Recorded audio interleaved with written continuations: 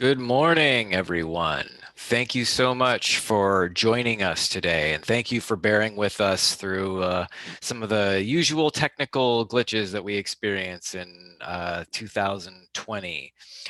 So welcome to our panel on the fight for equitable revenue in 2021 and beyond. I am Andy Nicholas. I am a senior fellow here with the Washington State Budget and Policy Center. My pronouns are he, him. I am white. I have reddish brown hair and bluish green eyes.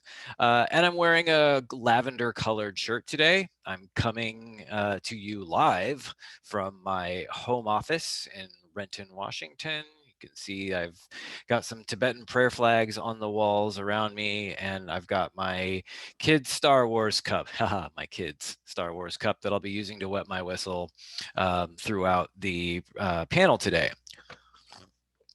So some real quick housekeeping notes before we dive in today's really important discussion.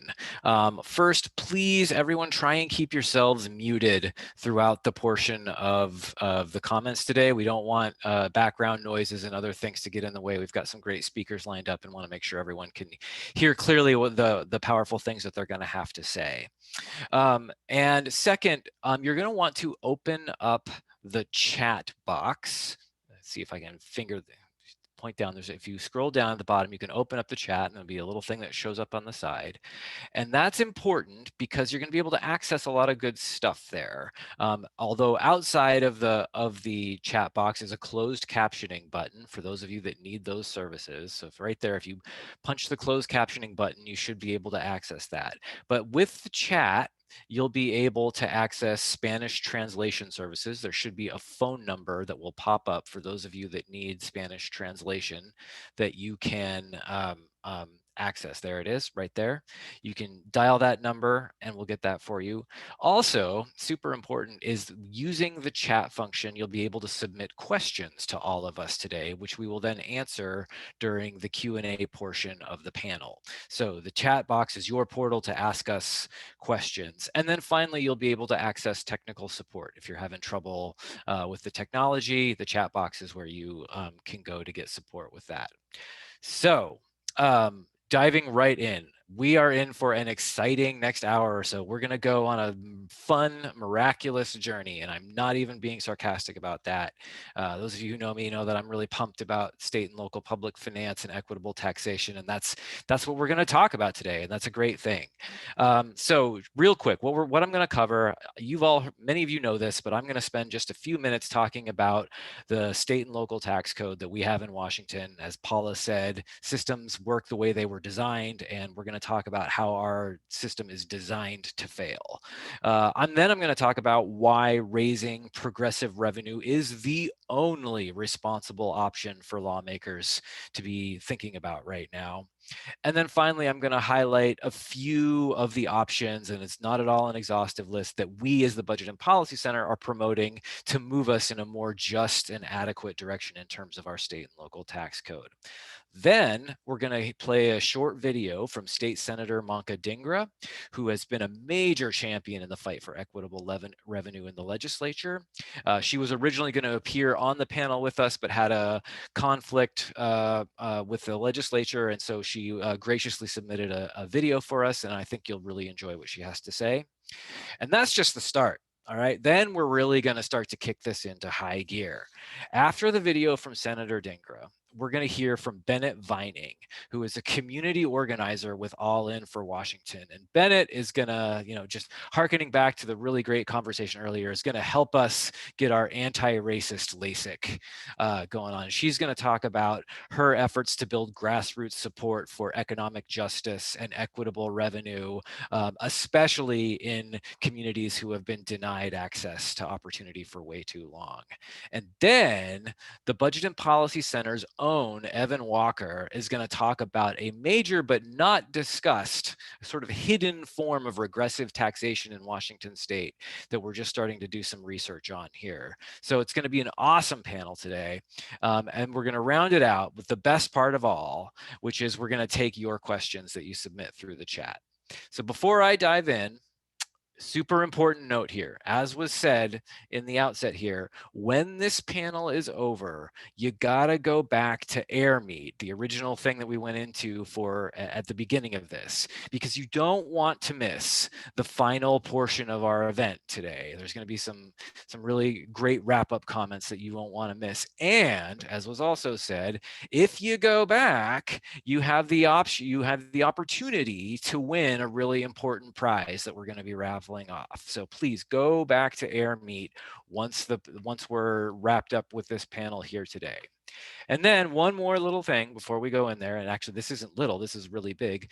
We are not here. We're going to have a good discussion, right? It's going to be an interesting discussion, but we're not here just to have a discussion. We want to get something done in 2021, right? I think that's why everyone is here today. So call to action. I really, really hope that coming out of this panel, you will all be inspired to contact Governor Inslee's office and your state legislative delegation and demand that they invest billions of new dollars in communities across our state, especially in communities who have been systematically disenfranchised for generations and centuries in our state, who, are being really hard hit by COVID right now. And those investments, and this is the key thing here, and why many of you are here, those investments must be paid for with new taxes on the state's wealthiest residents and the many large profitable corporations operating here. So again, call to action, contact Governor Inslee and your state legislators and demand billions in equitable new sources of revenue for community investment going forward. So diving right into my portion of the event today. There are three fundamental points that I hope you'll all take away from my just few minutes here. First, Washington's worst in the nation state and local tax code exacerbates racism, sexism, and other forms of oppression that have been baked into our economy and public and private institutions since long before COVID struck. We heard about this constantly during the opening panel discussion. The outcomes that Paula mentioned are systemic. These have been going on for a very long time. So our worst in the nation tax code is a really big barrier to opportunity and to us building the kind of future we want. Second, even before COVID struck, our state tax code could not even close to adequately sustain schools, healthcare, and other important community investments. And then finally, the third and final key point is that going forward in 21, the only responsible thing to do right now is to invest heavily in the common good by raising taxes on the wealthiest Washingtonians and the largest corporations. So those are my three key points. On my first key point, many of you may be aware, but it always bears repeating that our tax code was failing us long before the recession struck. You all know we have the most regressive or upside down state and local tax code in the country. If you are in the poorest fifth of Washingtonians in our state, meaning you earn less than around $25,000 a year, you pay up to 20% of your income in state and local taxes. By contrast, if you are among the richest 1%, meaning you earn a minimum of around $550,000 per year, you pay 3% or less. So 20% if you're poor, 3% if you're rich. And the gap, the distance between those two is wider in Washington state than any other state in the country. And again, this is by design, as Paula referenced earlier in the thing. This system is functioning. This is not some accident. This is exactly how the system was designed to work. Now, we've done extensive research as an organization showing how it's not just regressive taxation, but how regressive taxation toxically amplifies the damage caused by intersectional forms of oppression in our state and in our country, especially racism and gender bias. There are, if you're interested in that, I think we've got some links to some pieces of research that we have done that can show up here in the links. There's a whole lot of research out there showing that regressive taxation serves only to amplify and worsen the impacts of systemic oppression in our state. So long before COVID struck, we had this regressive tax code that exacerbated the many forms of oppression in our state. Now, it's probably not going to be surprising to any of you, and I think many of you know this, you live this as a matter of fact, that a tax code like ours that is based on oppression, that is placing the highest tax rates on those with the least amount of wealth and power in our state and our community, that kind of a tax code doesn't do a particularly good job of funding basic community investments that we all need to grow and thrive. It is like literally the definition of blood from a stone. And this brings me to my second key point, which is that even before COVID struck, our tax code could not adequately sustain community investments. Before COVID, nominally speaking, the high level economic indicators in Washington state were looking pretty good. We had rapid growth in total personal income and state GDP and employment. Of course, as we all know, when we dig deeper into those, that was not broadly shared at all. But the economy at large was doing well. And yet, public investments have been remained at recession levels ever since the Great Recession, the last recession struck. So we've been funding our investments literally on fumes while the rest of the economy has been booming. And the result has been predictable. And as Paula mentioned, it is designed to be this way. Then COVID struck, right? So we had this deeply inequitable tax code and we weren't doing nearly what we wanted to do in terms of investments before the recession struck. Then we got struck with this pandemic and this huge recession.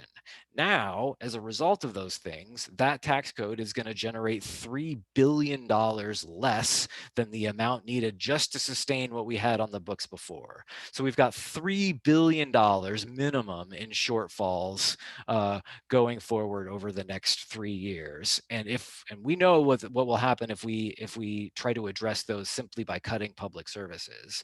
It'll be, BIPOC communities and low-income people in rural areas that will suffer the damage the most if we don't take the bold actions we need to adequately invest. And so this brings me to my third key point, which is the only responsible option right now. The only thing that should be in lawmakers' mind is how are they going to make billions of dollars in new investments, and that those investments need to be made by raising taxes on the wealthiest Washingtonians and the largest corporations operating here. So we must fill the hole in our budget and our economy by raising billions of dollars in equitable new forms of revenue. This should be common sense, and to you, I know many of you it is. And the economic case is beyond over.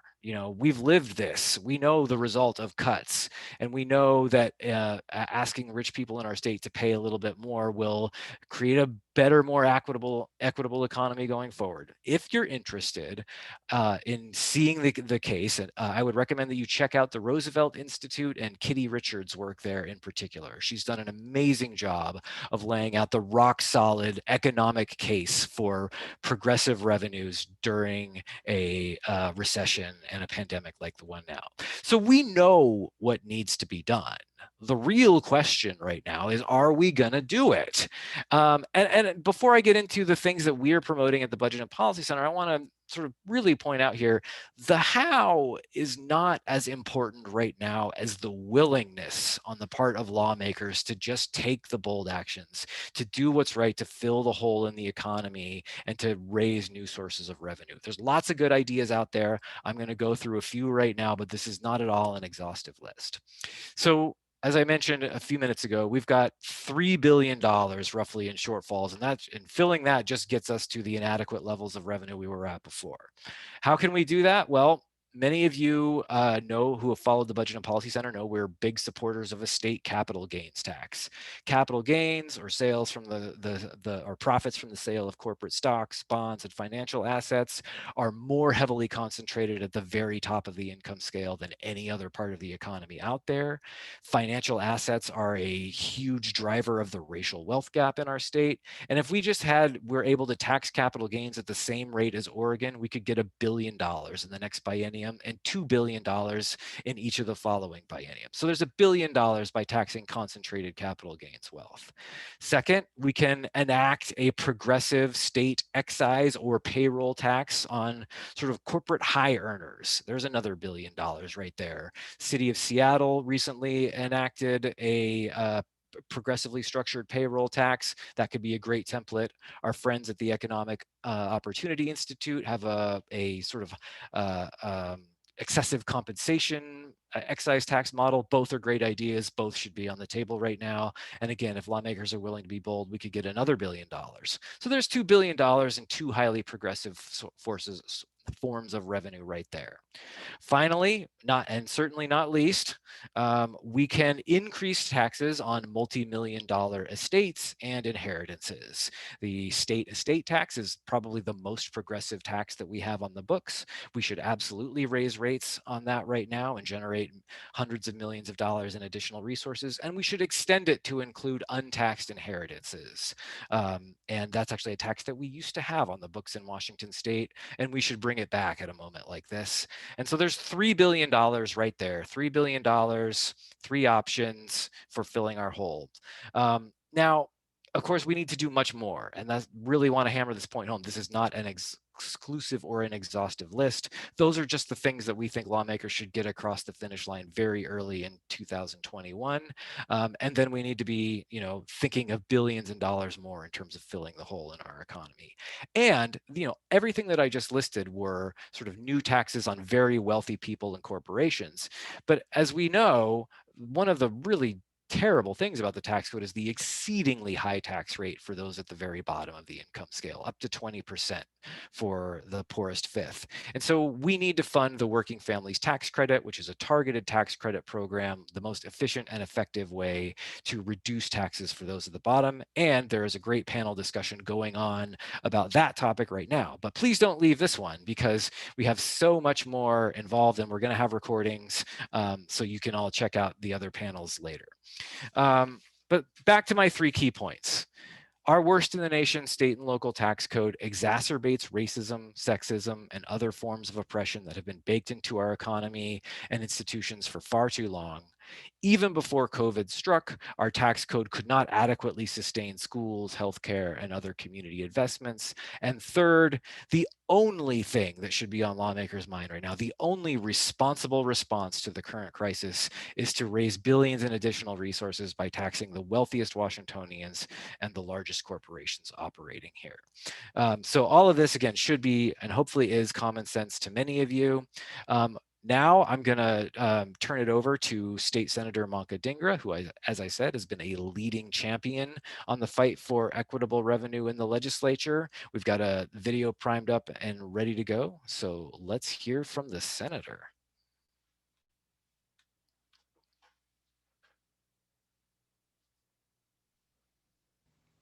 Thank you for inviting me to join you for the Budget Matters Conference. I'm Senator Manka Dhingra, the Deputy Majority Leader of the Washington State Senate, and I represent the 45th Legislative District, which is the King County parts of the city of Woodinville, parts of the cities of Redmond, Kirkland, Sammamish, and Duval. I'm sorry I can't be with you all today, but I'm glad to take this opportunity to thank you for the work that you're doing. It has made a big difference. You have really changed the conversation in Olympia. People now understand that Washington's tax code is broken, and they know the stats by heart. We're 50th out of 50 with the most upside down, unfair tax system in the country. The worst. We can take the tax code of the reddest state in the country, and that would be an improvement over what we have. A Washingtonian making low wages pays about 17% of their income to state and local taxes, while the wealthy few pay about 3%. This has to change. It is a driver of continued racial inequity and a burden to low income Washingtonians. The Senate Democrats are committed to changing this. This is going to be a tough year for the budget, but our shortfall is an opportunity to fix our broken tax structure so that working families and small businesses pay less and millionaires and billionaires pay their fair share. We need the tools to make that happen. Tools like a state capital gains excise tax, closing tax loopholes that benefit the rich, addressing corporate welfare, and ensuring that working families get a tax credit. The year 2020 has given us perfect vision. It has enabled us to clearly see all the disparities in our system. 2021 is when we, as community leaders, have to decide how we're going to address those inequities. And let me just say thank you one more time for doing the research, presenting the numbers, and advocating for solutions that would build a better future for all of us in Washington.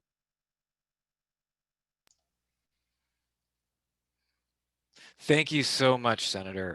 That was super inspiring, and it's really awesome that we have champions in the legislature fighting for equitable revenue, like Senator Dhingra. And as she said, she's an important player in this. She's, the deputy majority leader, and she sits on the state Ways and Means Committee. So I'm feeling really optimistic about our opportunity to get some really important changes across the finish line in 2021. But of course, we know that we can't just rely on lawmakers to, get this over the finish line for us, that ultimately the fight for economic justice, the fight for equitable revenue has to be led by communities. And that's why I am really excited right now to introduce Bennett Vining. I'm going to let her introduce herself to you, but Bennett's going to really tell us about her efforts to build support for these and other and more bold policies in the communities in which she's operating. So take it, Bennett. Thanks, Andy. Hi, everyone.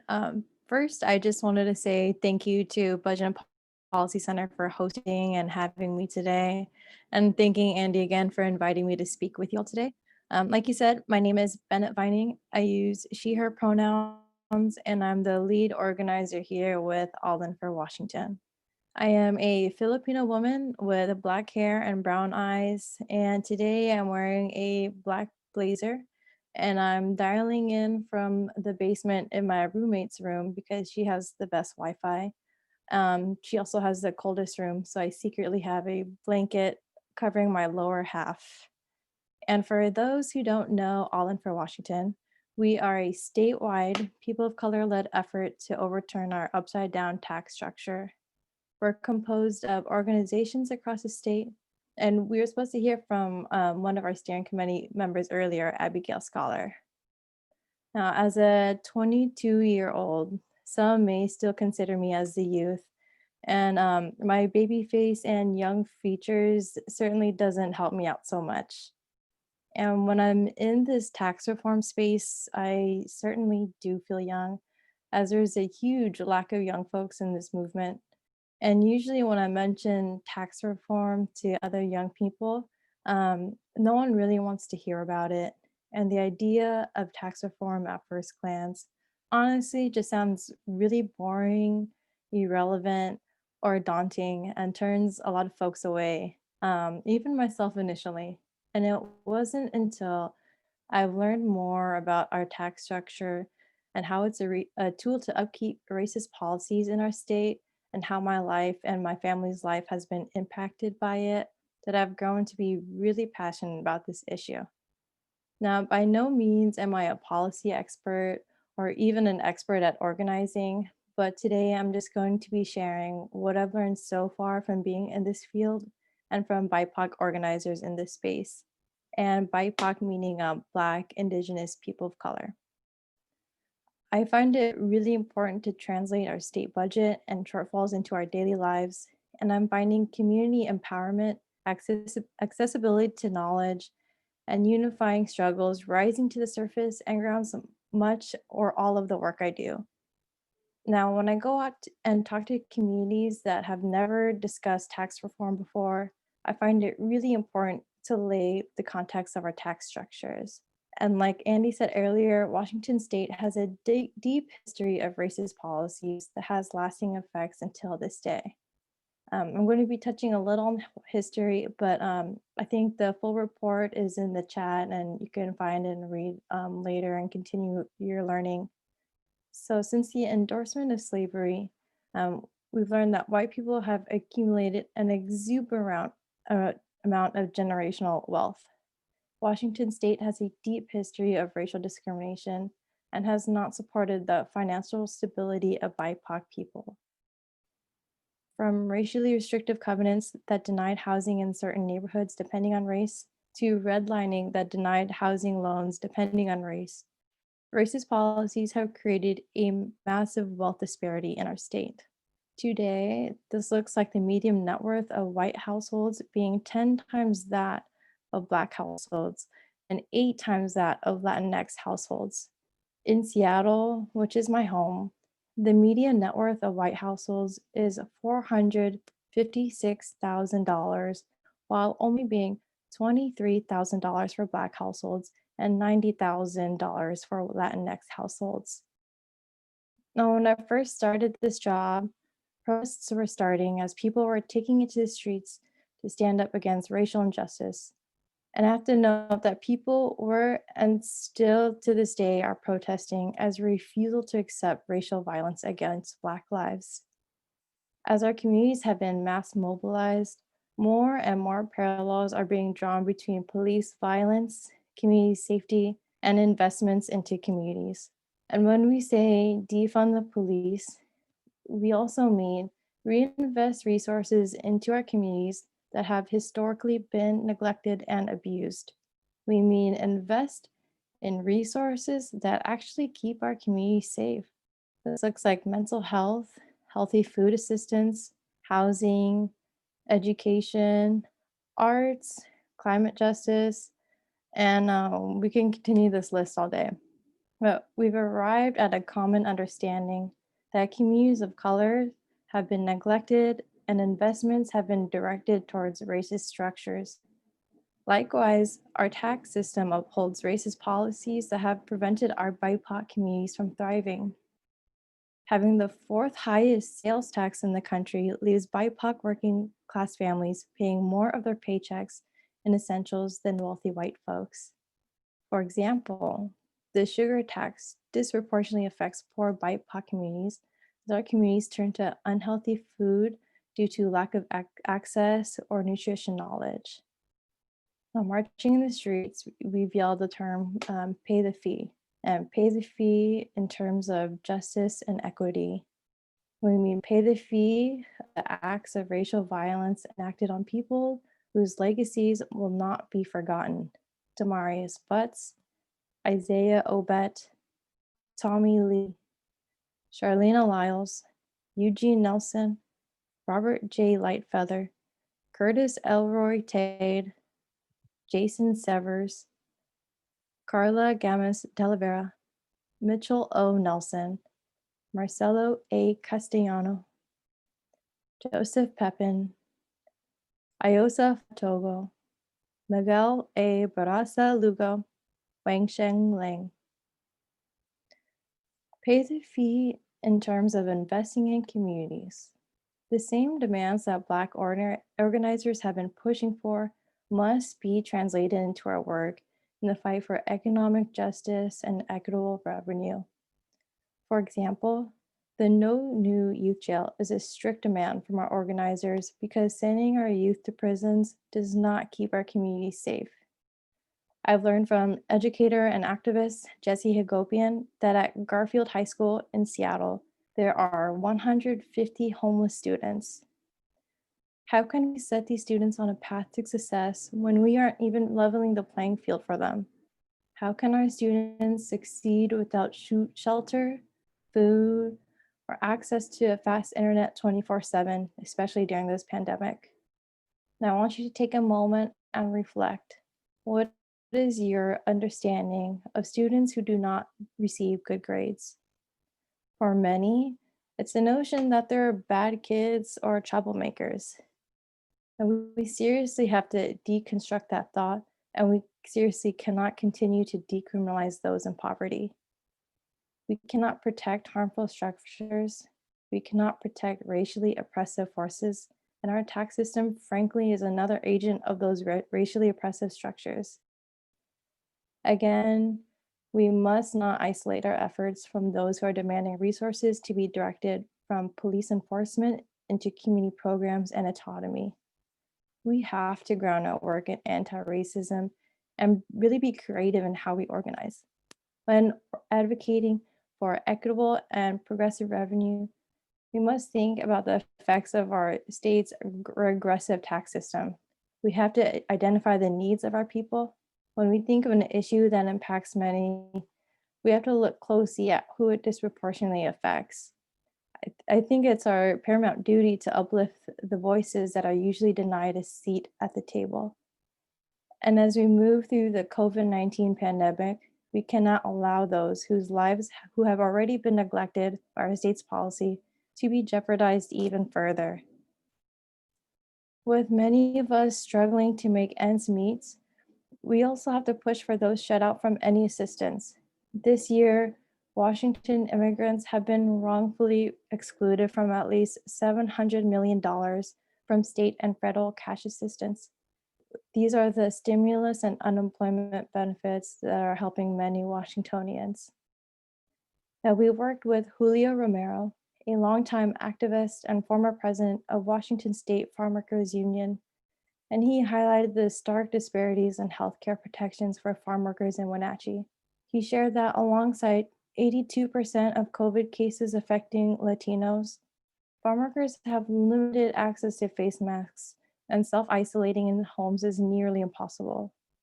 He shared that a two-bedroom home could easily house 8 family members, making social distancing extremely difficult and allows the virus to spread easily amongst family members. Furthermore, many workers who contracted COVID-19 are stuck at a crossroads between losing their wages by not working or continually working through the sickness and risk. No one should ever have to choose between their health or their means to survive. The bottom line is our essential workers are not disposable. And as we've heard throughout the day and from earlier, our state's budget is facing serious shortfalls over the next few years. And what I'm telling you now is that we have the wealth and tools in our state to build a future in which everyone thrives. We have 14 billionaires in our state.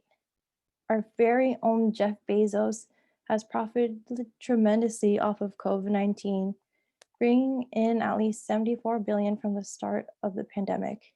He is projected to be the world's first trillionaire by 2026. With just 30% of his projected net worth, which is $300 billion, he could single-handedly stop greenhouse gas emissions and buy us up to 20 years to combat climate change. With 17.5%, which is $175 billion, he could end world poverty for 20 years. With 3%, just $30 billion a year, he could end world hunger. In a state where the rich are getting richer while working families are suffering is a perfect example of how capitalism operates for the wealthy. Part of imagining a new future in which allows everyone to thrive includes breaking free from our capitalistic mindsets, and as well as this zero-sum game in which using resources on one community means less for another. We have to operate outside this idea and outside the idea of capitalism. And not to mention, breaking free from capitalism is absolutely crucial for our thriving future. Scientists say we have 7 years to get our act together before we see irreversible effects of climate change. However, we're seeing climate change now. Coastal islands are being hit. My family's motherland, the Philippines, is sinking. We were just hit with massive typhoons, and our communities are suffering. In other parts of the world, drought season is getting longer and affecting crops. If I'm going to be honest, we don't need a climate pledge arena. We need real community-driven solutions and investment into these solutions.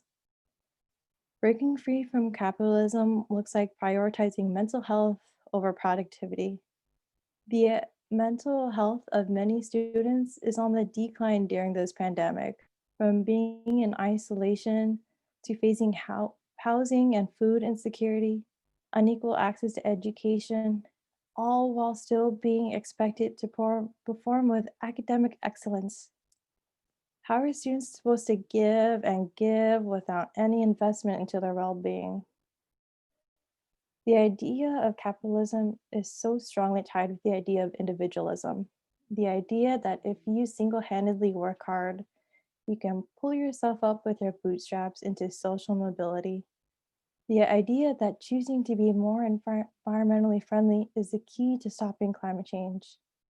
It is important, but it fails to acknowledge the systems that prevent one from social mobility and the systems that allow for massive greenhouse gas emissions for profit.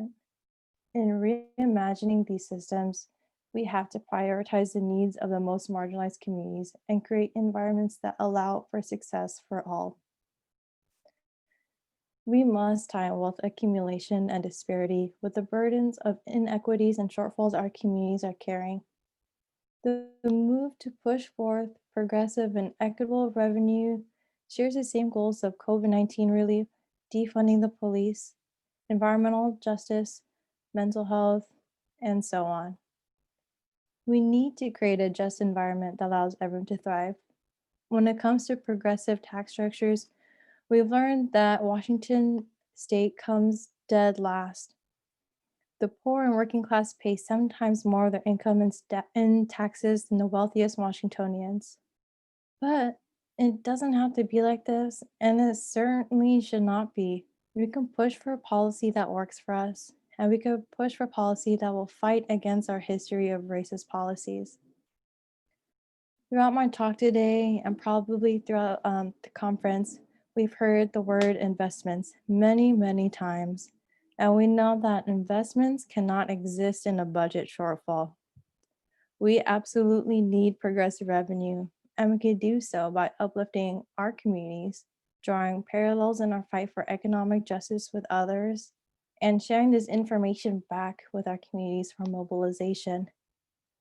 So again, I'm urging you all to use your voice in demanding progressive revenue to be a top priority to legislators, especially keeping our new legislators accountable, and to urge Governor Jay Inslee to set the tone this upcoming session. And again, beyond this, I really, really, really encourage you all to educate your peers. Education to peers and community members is exceedingly crucial and incredibly powerful. In the pursuit of economic justice, we have to tie our struggles together, and we have to challenge our systems and reserve seats for folks who are often forgotten. So on that note, I'm going to close it up and I'm going to hand back the mic, and I'm so excited to listen to what Evan has to share with us today. Thank you. Thanks so much, Bennett. And I really appreciate you taking the time to lend your very real expertise to everyone on the call here today. This is the second time I've had the great fortune to do a presentation with Bennett in the past week, and again, you just bring such a wealth of knowledge to this discussion, and thank you so much. Now, let's turn it over to the Budget and Policy Center's own Evan Walker, who is going to tell us about a sort of hidden reform of regressive taxation in Washington state that doesn't get nearly enough attention. So thanks again to Bennett, and take it, Evan. Thanks, Andy. Hey, everyone. I am Evan Walker, and I use he, him pronouns. I was previously a Betty Jane Narver Policy Fellow for the 2019 to 2020 academic year, and have stayed on the team for my current role as a policy analyst at the Washington State Budget and Policy Center. I am a biracial Black man with shorter curly black hair and brown eyes, and I have a beard happening right now because pandemic. I am wearing a dark navy collared shirt with flower print and a brownish red sweater on top, and I'm currently speaking to you from my living room. I am excited and thankful to be on this panel today, and I appreciate the points that Andy, Bennett, and Senator Dhingra have raised for us. Bennett did a tremendous job of speaking to the needs and demands of economic justice for all. What I will be talking about today is an impactful part of the larger conversation on equitable revenue and taxation. Today, I will be talking with you about the hidden and regressive impacts of criminal legal system fines and fees. So if you're to take anything away from my discussion today on fines and fees, I would like for you to take away these 3 points. First, criminal legal system fines and fees is a regressive, hidden, and predatory system of funding public services and is often an overlooked part of the progressive revenue conversation. Second, due to the racist structures of our criminal legal system, fines and fees also act as a racialized form of taxation. And third, changing the ways that criminal legal system fines and fees are currently implemented would significantly alleviate the cost burdens that Washingtonians with lower incomes end up paying for government services that everybody receives. In 2014, the Black Lives Matter movement erupted after the murder of Mike Brown by a police officer in Ferguson, Missouri. Like Bennett mentioned, and as we have come to know, demonstrations and protests against state-sanctioned violence against Black people have occurred throughout the country since. And also protests and demonstrations happening right now are also built upon a larger history of resistance to state oppression and policing. And so with a high level of attention to the policing practices in Ferguson in 2014, the Department of Justice analyzed those practices. And in their report, they noted how the city government of Ferguson heavily relied on the enforcement of traffic fines and fees, going so far as to call it a predatory system of government. Criminal legal system fines and fees, and I'll just use the term fines and fees for the remainder of my talk, are the costs that are levied on people convicted of a crime or for a traffic citation and or using, quote unquote, legal services such as court services, public defenders, filing fees, probation, collection fees, incarceration costs, etc. Essentially, fines and fees are used to pay for the costs of the legal system. Further, if one is unable to pay fines and fees that they get assessed, that amount sticks and can effectively become a debt owed, which then has additional negative long-term impacts on family and friend relationships, housing, credit scores, etc. So what does this look like? In the current ACLU Washington lawsuit against the Washington State Department of Licensing, one of the plaintiff's experiences looks like this. A resident of Marysville is unable to pay fines and fees from moving violations due to health and family issues, moving violations being from traffic citations, and those fines and fees have now grown to be $12,000 owed. Due to Washington's unjust license suspension practices that I'll talk about later, it became difficult for her to maintain her employment, and she was unable to start a new job in order to work toward lowering the amount owed. There are many other examples of folks who live paycheck to paycheck and owe growing fines and fees for varied convictions and becoming trapped in a cycle of poverty and debt. Alexis Harris, author of A Pound of Flesh and a prominent scholar of fines and fees, she's also at the University of Washington, highlights some larger institutional reasons for why we have laws requiring the payment of fines and fees. So first, it's to reimburse victims for lost wages and costs of damages, or otherwise restitution, known as restitution. Second, to require people to reimburse the state for costs resulting from quote unquote criminal behavior, AKA the costs of arresting, the cost of prosecuting, and the cost of whatever punishment, whatever form of punishment they receive. And then third, holding offenders accountable for their behavior and societal retribution. So these reasons demonstrate the perceived values that are maintained when paying fines and fees. So fines and fees currently hold different meanings or purposes for legislators and different levels of governments and courts, as well as for people who interact with or are ensnared by the criminal legal system. Legislatures and governments can write and implement laws that use fines and fees as a way to generate revenue. Statutes also allocate where fines and fees go. And this comes in the form of fines and fees being allocated for municipal, county, and state budget use. Some of the revenue generated stays within specific funds, for example, like a victims fund, and significant portions of fines and fees do go to county and state general funds. In Washington, recent research by Frank Edwards demonstrated that during the Great Recession, when local governments had greater needs for making up revenue, there was increased amount of enforcement. So this means that there was higher volume of people being brought into the criminal legal system, and they didn't necessarily increase the amount of fines and fees per case. So this suggests that police enforcement is also a key part of enforcing fines and fees. I will return to the point of enforcement later in the discussion, but I do want to note that increased reliance on fines and fees became a statewide policy to generate revenue in response to the Great Recession. And in this current economic recession brought upon us by COVID-19, we cannot equitably raise revenue through fines and fees. We must urge our legislators to respond to our economic situation more equitably with less reliance on regressive tax structures, and especially considering fines and fees. So Washington state statutes provide a large amount of discretion on multiple levels between different levels of courts and different jurisdictions, and to multiple actors such as judges and county clerks. Washington also maintains a minimum for legal fees. So in one county, depending on the judge and county, it might look like $600 in a fee in one county and perhaps $1,000, maybe $1,200 or $1,400 for the same case and the same conviction in a different county.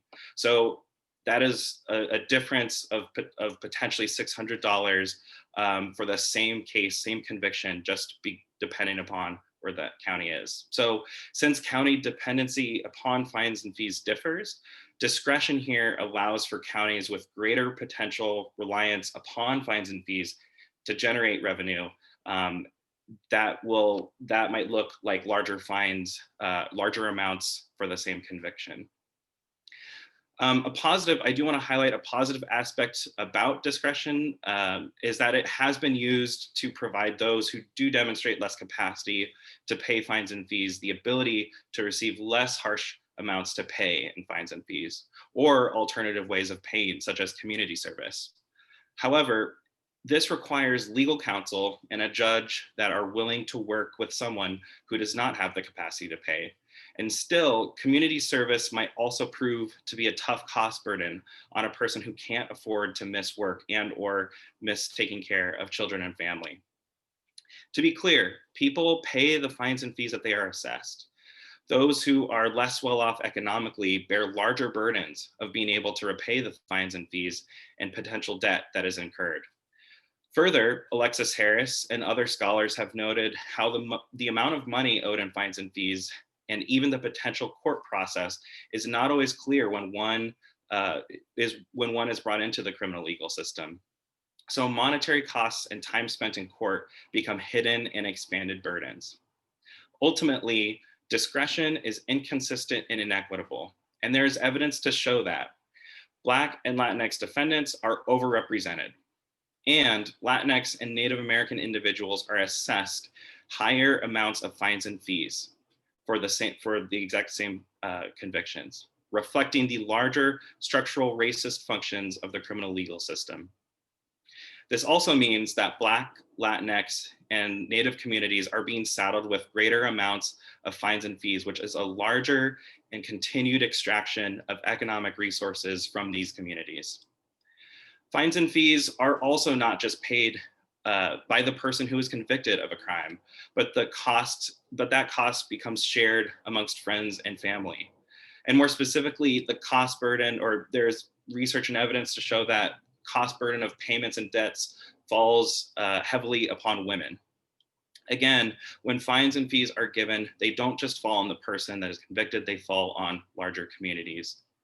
Furthermore, costs are not just monetary. Needing to take time off of work and or find childcare to go to court are large costs, especially if time away from work is difficult to come by and affects or results in less hourly wages. And there are long-term personal and mobility costs that accrue when debt is created because of the inability to pay. Therefore, there is potential foregone wages and employment opportunities and housing opportunities due to the time costs of going to court and the potential burden of debt. There are also huge costs for the judicial system and the administration and collection of fines and fees, especially since there's a large reliance upon judiciary and clerk discretion as they work with people coming in who are coming in and hearing cases.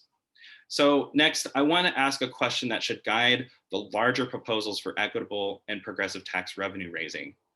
What does an equitable system look like regarding fines and fees? The first couple of points I want to speak to were highlighted by Bennett's comments on the state of policing and community demands in Washington state. We need to change the way we think about government and legal services.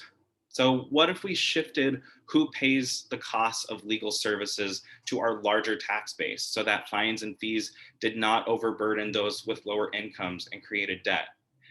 And if we had more equitable and progressive revenue raising strategies, could we apply that new revenue to alleviate court costs for the indigent and people with lower incomes? And in regard to police enforcement, we need drastic changes. Decreased enforcement or interactions between police and residents not only potentially increases the safety of people of color when being stopped by police, but also allows for less amounts of people of color to encounter and become burdened by the racialized tax structure of fines and fees, where money and resources are further extracted from their families and neighbors and communities in general. And for people who are unable to pay fines and fees and miss court dates, they face potential incarceration, which has additional and profoundly harmful impacts upon people's health and well-being. One clear path to reducing stress and economic burden on people with low incomes and communities of color is to end debt-based driver's license suspensions for failure to pay, failure to appear in court, and failure to respond, since traffic citations are among the highest amount of infractions. So in this instance, say a person who lacks the capacity to pay a fine is pulled over and receives a citation for a moving violation, for example, making an illegal turn at a stoplight. If that person can't pay, their license will be automatically suspended by the Department of Licensing, especially if they do not respond to the citation and are not able to, and don't show up in court. And so the crucial aspect of having a driver's license, and which allows for folks to get a job, maintain a job, and get around our towns and communities where it's difficult to use public transportation, taking away a license simply because of the inability to pay is unjust. Also, I'm not talking about a suspension for a DUI or repeated moving violations, as those are serious public safety hazards. The inability to pay a traffic citation does not make a person a greater safety hazard than a person who is able to pay. And thousands of Washingtonians each year receive driver's license suspensions for failure to pay and failure to appear. Not only has Washington state not always had this practice, our neighbors in Oregon, California and Idaho, and other states around the country, they have chosen not to penalize drivers with driver's license suspensions. Doing this would immediately allow for tens of thousands of Washingtonians to keep their driver's licenses and get to work and take children to childcare or a family member to the doctors, and not be put in an impossible situation of choosing between going to work and driving family around or not. Ending the unjust practices of fines and fees charges that create debt for people with low incomes who do not have the capacity to pay would have real impacts on people that are struggling to make ends meet, and not place a financial burden that triggers a cycle of poverty and or not being able to get ahead of paying bills. The Budget and Policy Center will be publishing a blog post on this topic within the week that introduces this topic and challenges legislators to end this unjust practice. So to recap, I've briefly outlined, one, how fines and fees are an aggressive predatory structure of generating revenue that most heavily falls on people with lower incomes. Second, I've talked about how fines and fees are a racialized form of taxation that overburdens and extracts resources from communities of color. And third, progressive revenue plans must also decrease reliance on fines and fees in order to alleviate the costs and economic burdens that people with lower incomes and communities of color face. As we consider and work toward bolder, more progressive tax revenue options like Andy and Bennett outlined, we must include an act on the impacts of the regressive structure and system of fines and fees, not only to improve Washingtonians' well-being, but to make our state more economically and racially just. Thank you so much for giving me this time to talk. Thanks so much, Evan. And we've just got a couple of short minutes before we're all going to head back to the closing plenary. I think maybe I can take one question before we wrap up real quick. And that comes from Ellie, and she's asking how the tax options that I brought up would impact farmers in Washington state, both on the west and the east side. And there's like a sort of short glib answer, which is that they wouldn't.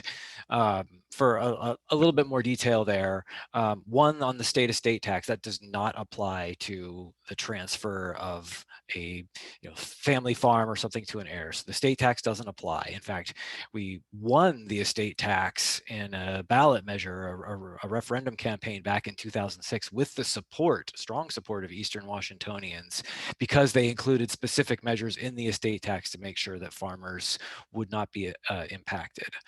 On capital gains, that is a policy we've been promoting for many years now. It is in very good shape. We've crafted it. The vast majority of capital gains, almost all of it, comes from the profits from the sale of corporate stocks and bonds. One way or another, that's what capital gains. There are a smattering of other things that could apply. And sometimes the opponents of capital gains like to list those things out as reasons to be opposed to it. But the current law, or the current proposed legislation, really takes that into account. Farmland, timber, farm equipment, all of that stuff would be completely exempt from a state capital gains tax. It's such a low share of taxable capital gains that it costs essentially nothing to leave it out. And it ensures that small family farms would never be subject to the tax. And so I know there were a couple of other questions, and I'm sorry that we didn't have more time to get to those today, but don't hesitate to check out our website or to contact us as staff individually if you have other questions. And thank you to Misha for posting our call to action. I just really want to reiterate that if I hope that you were inspired by what you heard today, to contact Governor Inslee and your state legislative delegation and request, I said demand, but do what your heart tells you, heavily request that they enact bold new taxes on the wealthiest Washingtonians, the largest, most profitable corporations operating here, so that we can invest in communities during this critical time and start to right the ship and create, do some justice for past wrongs. So, and again, I really heavily encourage you all to go back to the Air Meet session where we started off for the closing comments and for your important opportunity to win this really great prize that is going to go to someone, but only if you go back. So again, thank you so much to Evan and Bennett for joining me today and sharing your very impactful comments and your expertise. And thank you all for participating in the conversation today. And I will see you back in Air Meet in just a few minutes. Take care. Bye. Thanks, Andy. Thanks, everybody. Thanks, everyone.